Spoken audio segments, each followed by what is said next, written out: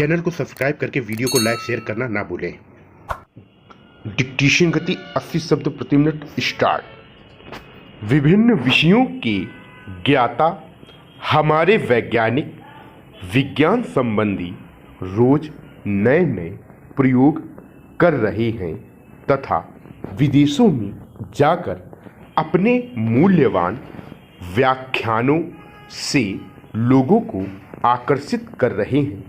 कितनी सुव्यवस्था है कि हमारे वैज्ञानिकों को अपने ही देश में सद्व्यवहार तथा ख्याति नहीं मिल पाती है जो वे विदेशों में जाकर अर्जित करते हैं।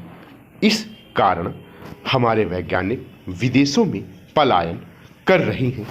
अतः व्यवस्थापिका को ऐसी व्यवस्था बैठानी चाहिए कि हमारे ज्ञानी विज्ञानी हमारे देश की ख्याति के लिए देश में रहकर ही काम करें। आज हम देखते हैं कि हमारे देश के बड़े बड़े व्यापारी तथा व्यवसायी अपने व्यापार तथा उद्योग की प्रगति के लिए व्याकुल और व्यग्र हैं। अपने व्यवसाय के प्रचार प्रसार में बड़े व्यस्त रहते हैं।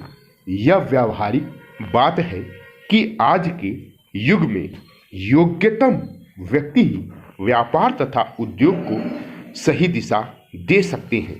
अपने व्यापार को व्यवस्थित रूप से चलाने तथा विदेशों में ख्याति दिलाने के लिए विवेकशील व्यापारी योग्यता के अनुसार ही व्यापार से संबंधित विशेषज्ञों तथा ज्ञाताओं को व्यवसाय में लेते हैं।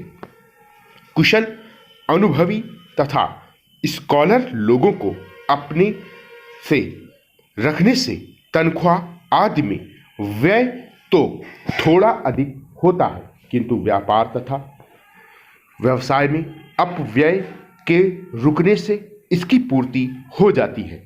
वैसे विशेषज्ञों की संख्या का बाहुल्य नहीं होता है, फिर भी वे अपनी योग्यता से उत्पादन में वृद्धि कर व्यापार तथा व्यवसाय में वृद्धि कर देते हैं।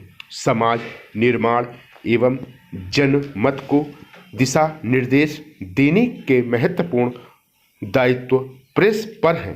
प्रेस आयोग ने छोटे एवं मध्यम समाचार पत्रों के प्रचार प्रसार और विकास के लिए समाचार पत्र विकास आयोग के गठन का सुझाव दिया। प्रस्तावित समाचार पत्र विकास आयोग छोटे तथा मध्यम वर्गों के पत्रों को सस्ती दरों पर सेवाएं उपलब्ध कराने, समाचार पत्रों को अखबारी कागज उपलब्ध कराने तथा दूर दराज क्षेत्रों तक फैलाने और छोटे एवं मध्यम समाचार पत्रों की छपाई एवं छापाखाना तकनीक के विकास में सहयोग करेगा। इस प्रकार यह विकास छोटे एवं मध्यम समाचार पत्रों को आत्मनिर्भर बनाने में महत्वपूर्ण भूमिका निभा सकता है। राष्ट्रीय संकट के समय प्रेस अत्यंत ही सशक्त ढंग से अपनी भूमिका निर्वाह कर सकती है। विदेश नीति के किसी भी मसले पर समाचार पत्र सरकारी रुख से भिन्न मत रखने को स्वतंत्र हैं और इसे अंतर्राष्ट्रीय नहीं कहा जा सकता। विकास आयोग ने समाचार पत्रों के पृष्ठों तथा मूल्य उचित अनुपात लागू करने के लिए संविधान संशोधन करने का सुझाव दिया ताकि समाचार पत्रों के मध्य स्वस्थ प्रतियोगिता पनप सके। प्रेस आयोग ने छोटे एवं मध्यम समाचार पत्रों के प्रचार प्रसार और विकास के लिए समाचार पत्र विकास आयोग के गठन का सुझाव दिया। विदेश नीति के किसी भी मसले पर समाचार पत्र सरकारी रुख से भिन्न मत रखने को स्वतंत्र हैं और इसे अराष्ट्रीय नहीं कहा जाता। प्रेस आयोग का मत है कि पत्रकार को अपने स्रोत का उल्लेख सामान्य परिस्थितियों में नहीं करना चाहिए, लेकिन उसे इस संबंध में पूरी स्वतंत्रता नहीं दी जा सकती है। प्रेस की आज़ादी के प्रति वचनबद्धता और उनके कामकाज में हस्तक्षेप न करने की नीति के अंतर्गत ही इस संबंध में दिए सुझावों के बारे में सरकार ने हस्तक्षेप न करने का निर्णय लिया है और विश्वास व्यक्त किया है कि भारतीय प्रेस परिषद ऐसे सिद्धांत बना सकेगी ताकि अपने लिए आचार संहिता स्वयं बना सके। जो लोग शारीरिक और मानसिक तौर पर काम करने में सक्षम होते हैं, उन्हें अपनी आवश्यकताओं को पूरा करने के लिए कमाई के साधन की आवश्यकता होती है। वे काम करना चाहते हैं, कोशिश करने पर भी उन्हें काम नहीं मिलता। ऐसे व्यक्ति को बेरोजगार कहते हैं। सक्षम व्यक्ति को प्रयास करने पर भी रोजगार न मिलने की समस्या को हम बेरोजगारी कहते हैं। हमारे देश में बेरोजगारी के कई कारण हैं।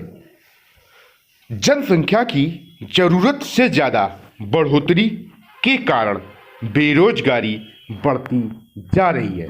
देश में जितने नए अवसर बढ़ रहे हैं, उससे कहीं अधिक जनसंख्या बढ़ रही है। इसलिए कुछ लोगों को तो रोजगार मिल जाता है और अधिकतर लोग इससे वंचित रह जाते हैं।